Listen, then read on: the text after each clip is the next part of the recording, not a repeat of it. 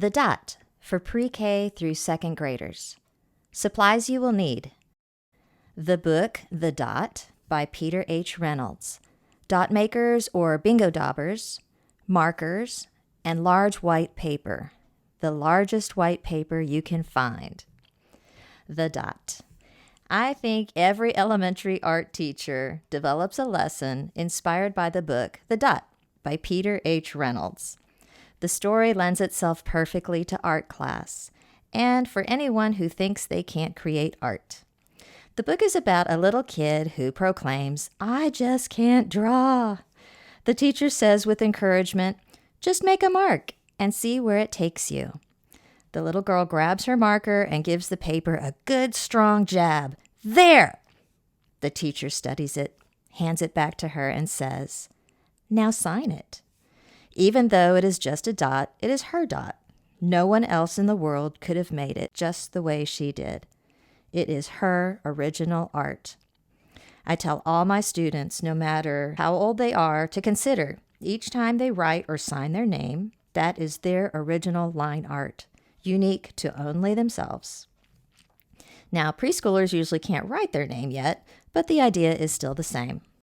Bring the kids in and hand each one their sketchbook. I tell them they may draw quietly while I read The Dot to them. Many of my art lessons are paired with a story relating to the art project.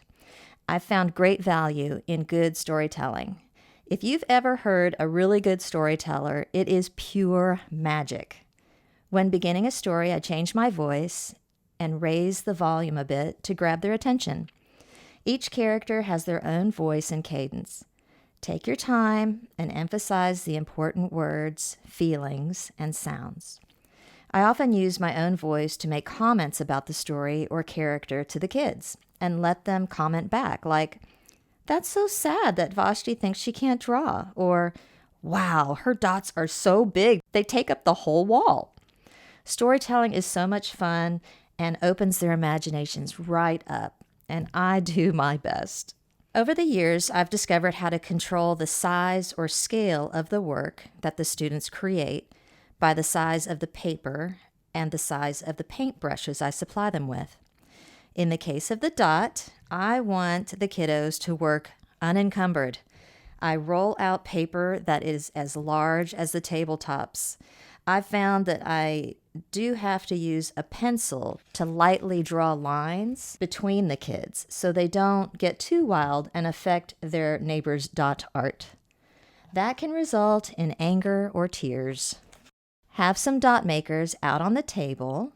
They are also called do-a-dots or bingo daubers.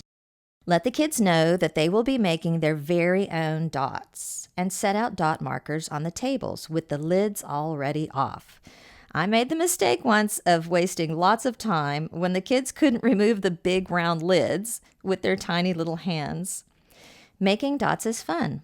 When they have plenty of dots in front of them, I ask what kinds of things can they make with their dots. Name things that are round: the sun, a bee, pizza, the middle of a flower, a happy face, and then draw those things with minimal line work. Eventually, I have each student circle their favorite dots and take up the paper. I usually cut the paper along the dividing lines that I made earlier and cut out each student's favorite dot. I found some simple hand-drawn picture frames online that I cut out and glue the dots to. And then I back it with a square of poster board to make it stiff. Take a clothespin and hot glue, a mini craft stick, and make a miniature easel to put the dot on. And have your own show, just like Vashti did in the story. I call ours the Itty Bitty Dot Show. Some years I've drawn a large Vashti with her paintbrush on really large paper and cut her out and tape her to the wall with the students' dots. It's really cute.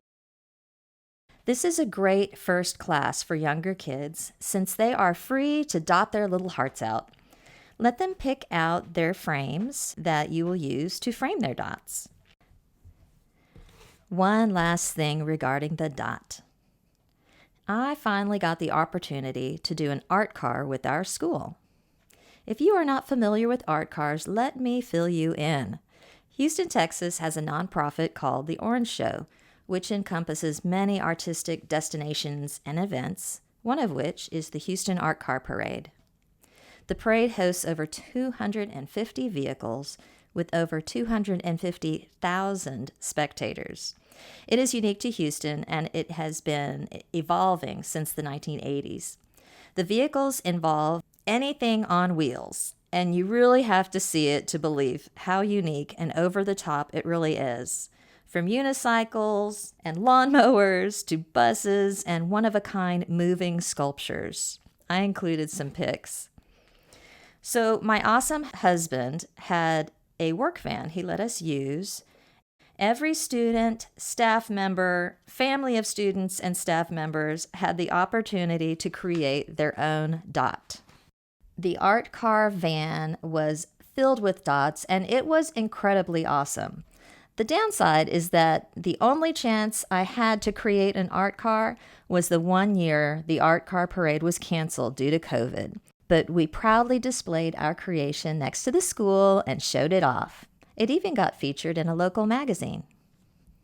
Well, that's all I have for today. What do you think, guys? I love Miss Harrison. I don't have. You don't have anything? Okay. Well, we had a great day. Please like and subscribe.